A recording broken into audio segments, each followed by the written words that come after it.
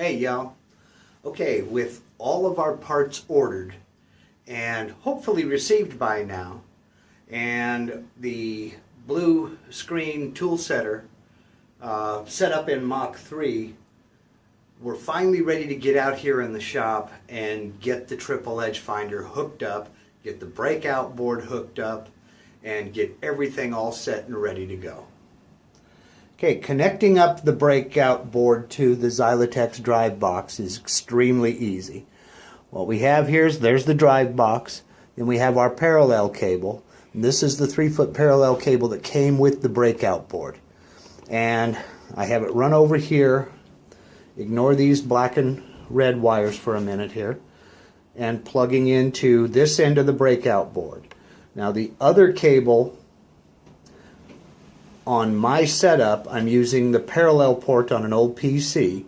The other cable runs from the other end of the breakout board on down to the back of the PC right here and plugs into the parallel port right there. Now if you're using a UC100 or an Ethernet smooth stepper, you'll plug the UC100 in on this end of the breakout board, and then you use your USB cable to plug into the computer as you do right now. If you're using an Ethernet smooth stepper, same thing. You'll plug into this end of the breakout board, then run your cable to your computer the way you do now. Now, the triple edge finder ships with a couple of things here. One of which being this, let me see if it'll get in here. Yes, it will. This banana plug, which plugs in to the triple edge finder via one of these holes on these two edges here. And it plugs in this way. Wow, that reflection. Sorry about that. Now, it does not come soldered to any wire, so you'll have to do that yourself. And it's really no big deal. What kind of wire? Well, personally, I used this 16 gauge primary wire. Now, we're not dealing with high voltages here. We're only running 5 volts DC, so it doesn't have to be anything special. It doesn't have to be shielded. It doesn't need to be anything like that.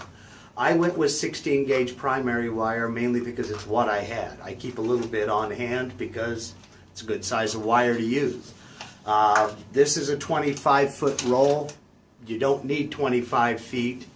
It's totally up to you. The big box home improvement centers sell it by the foot. If you don't want 25 feet, you can get quantities, smaller quantities rather. How much wire do you need? Again, that's totally up to you. Now I have about 6 foot on mine because I wanted to be able to get to everywhere on the table possible. Now you may not need that. Your mileage may vary, but you'll need some red for the positive and you'll need some black for the negative. Now it also, the triple edge finder also ships with a alligator clip for attaching to your router bit. Now I have 2 alligator clips hooked to mine, a small one and a large one, and that's mainly because I use various sizes of bits. The small one I use on 1/8 diameter bits and 1/4 inch diameter bits, but this clip is too small to fit around a 1/2 inch diameter bit, so that's where this big boy comes in. But it's too large to hold on to an 1/8 inch diameter or a 1/4 inch diameter bit. So I have 2. Your mileage may vary, you may not need them. Now what I'm going to show you is the most basic setup you could possibly use with this breakout board and the triple edge finder. You can make this as simple or as elaborate as you want to. I'm going to show you the basic one. So let's get over here and get it all plugged in. Something to take into consideration when it comes time to actually hook up the touch plate to the breakout board. And it doesn't matter what kind of touch plate you're using, whether it be the triple edge finder or any other touch plate for that matter. is looking at the wiring diagram of the breakout board itself. Now, I'm back here on the Xylotex website, and I'm looking at, we have this diagram of how the breakout board is laid out. And if you look over here, this is printed on the breakout board itself. And this is just, they've added these so that we can actually see them a little bit closer. But if you look real close here, you can see that these numbers are printed on the breakout board itself. And these are the pin numbers that we will use in Mach 3 when it comes time to program this into Mach 3. And the reason it's important is because some of these pin numbers, some of these dB numbers here, are for inputs for switches, probes, touch plates, etc. And others are reserved for outputs. And these, like it says here, will control relay drivers like a relay to make the spindle turn on or your router turn on, or if you're using a coolant, something to actuate a relay to turn on the coolant pump, or an air pump if you're using an air coolant or something like that. So we'll need to remember that when we go to hook up the touch plate, we'll want to use one of these pins here, 10, 11, 12, 13, or 15, and not hook it up to one of these, 1, 14, 16, or 17. Just for the sake of, for ease of installation, I went ahead with pin number 13 on my triple edge finder, and this is the ground here that we'll use to for the black wire with the alligator clip on the end. This ground here, not this one over here. This one is a 5-volt circuit that's used to power something that we're not going to be powering through this breakout board. We'll be using, so you're free to choose anything you want up in this area here. I just chose 13 because that's just the number I picked, and then use this ground here. Okay, now this is the breakout board that I got from Xylotex. Now, the design has changed a little bit over the years, so yours may or may not have this 5-volt connector here. If it doesn't, it's no big deal because we're not going to use that. We're only interested in these pins off to the side here. And again, as I said in the earlier video, installation is simplicity itself. What we're basically looking at is, in my case, for instance, I went ahead and I loosened up this terminal here on pin number 13, and that's where the positive to my triple edge finder went. This over here, again, I have two negative terminals. I twisted them together and I plugged them into this ground here, and it's just, again, a simple matter of loosening up the terminal, putting the wire in, and tightening it down. Now, we don't need 150 foot-pounds on it, so just snug it up to where it won't pull out. That's good enough. Okay, now, before we're ready to actually use the triple edge finder, there's one more thing that we need to do. And that is, we need to measure the actual thickness of the triple edge finder down here at its thickest part, not up here by the circle, not up here where this boss is. So I have just a set of veneer calipers here. You can use a micrometer if you want to get that precise, and we'll just open it up here and measure the thickness right in here, and I've got 0.6130 on mine. Your mileage may vary. Your triple edge finder may be a little thicker, maybe a little bit thinner. So I'm going to write down that number and take it with me over here to the computer. We're going to enter it, all that information. Then we're going to do a little bit of script work. Then we can finally get it all plugged in, tested, and then get ready to use it. Okay, back here in Mach 3, we are in our CNC router profile that we created a little bit earlier. And now we're going to hook up the triple edge finder to Mach 3 by going into the config menu, and we'll get down into ports and pins.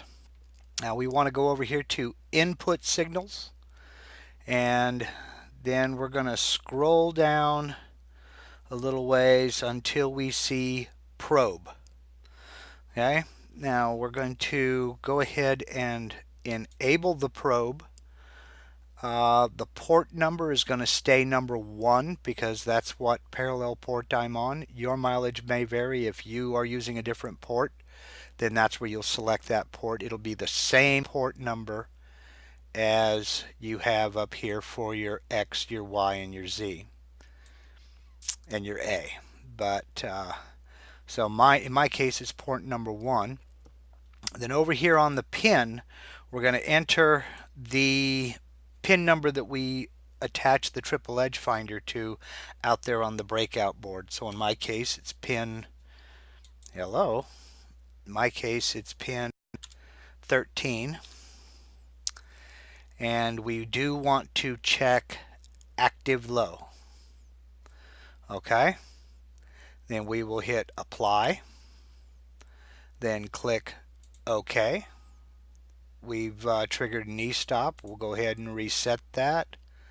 Then go back up into the config menu and hit save settings. What we need to do now is we need to enter the thickness of the triple edge finder into this space here marked plate offset.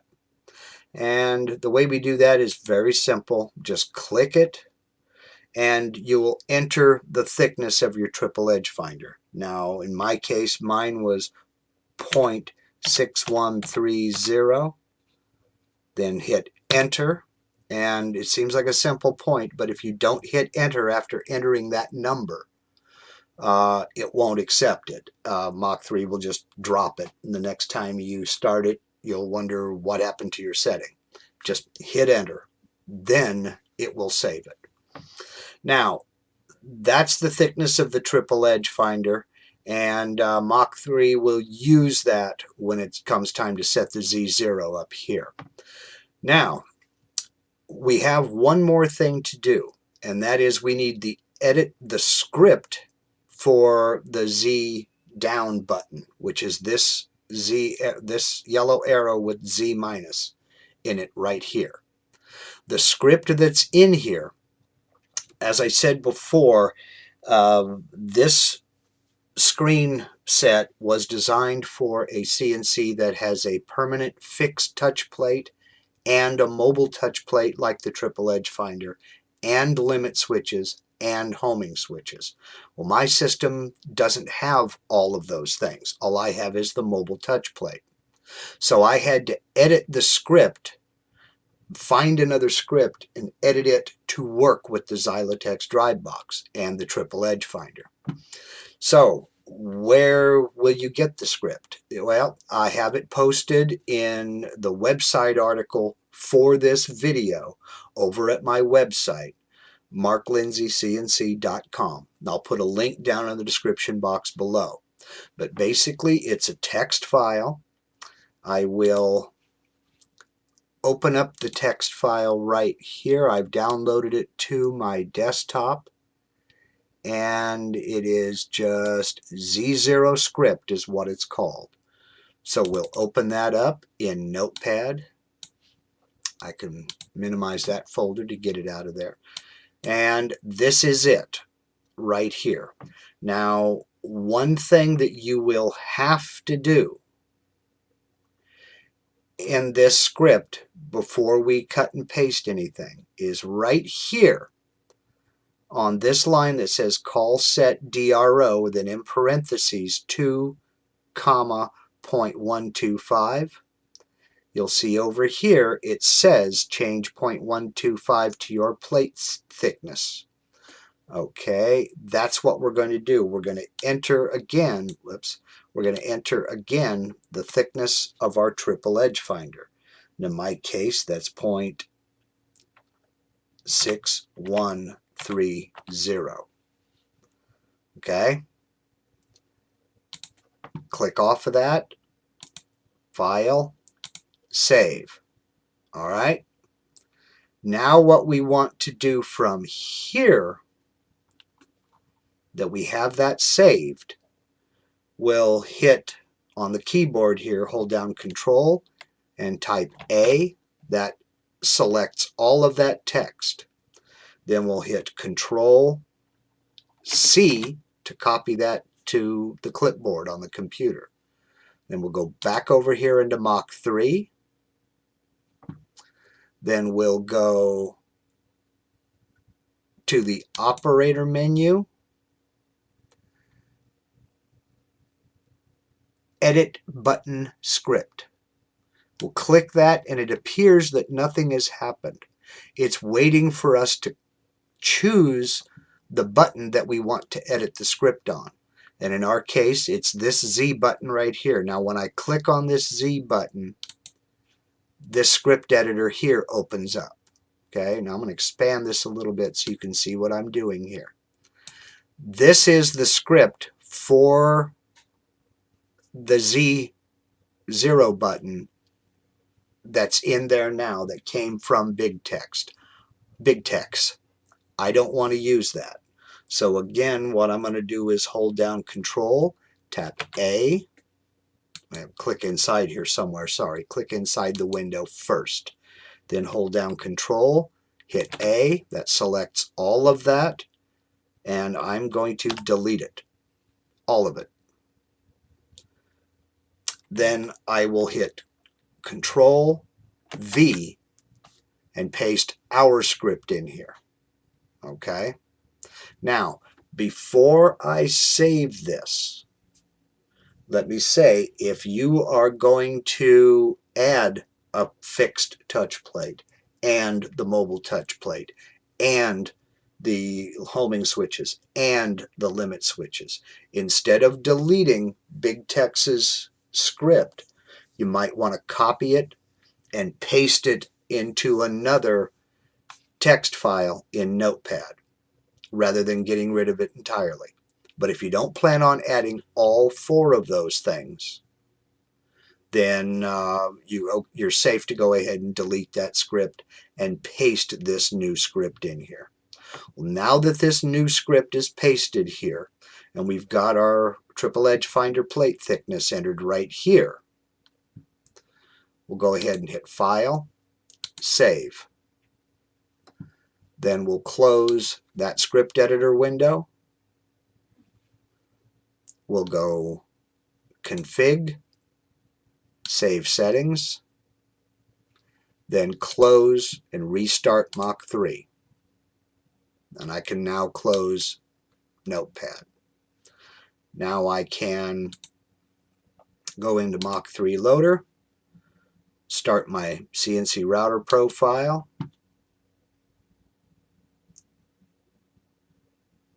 and we are all set and ready to go. Our plate offset, that won't change. That'll stay right there. Let me hit reset to get it to stop flashing. And now if we go up here to Operator, Edit Button Script, and click on this just to make sure it has stayed. We have the correct script. I can now close this. I don't want to save any changes. I didn't make any changes. So we're all set. We're ready to go. So that's it. I'm going to go ahead and wrap this one up right now. In the final segment of this series, what we'll do is we'll go ahead and get on the CNC. We'll fire up Mach 3. I'll show you how I test to make sure that all the settings are working within the software, and to make sure I've got a good connection between the negative and the positive and everything is all set and ready to go, then actually use it. So one more to go, guys. I will leave that here. I'd like to thank you very much for watching. If you'd like to follow this series, hit the subscribe button down there. And if you got anything at all out of this video, I do hope you'll give me a thumbs up. Again, thanks for watching, and we'll catch you in the next episode. Take care.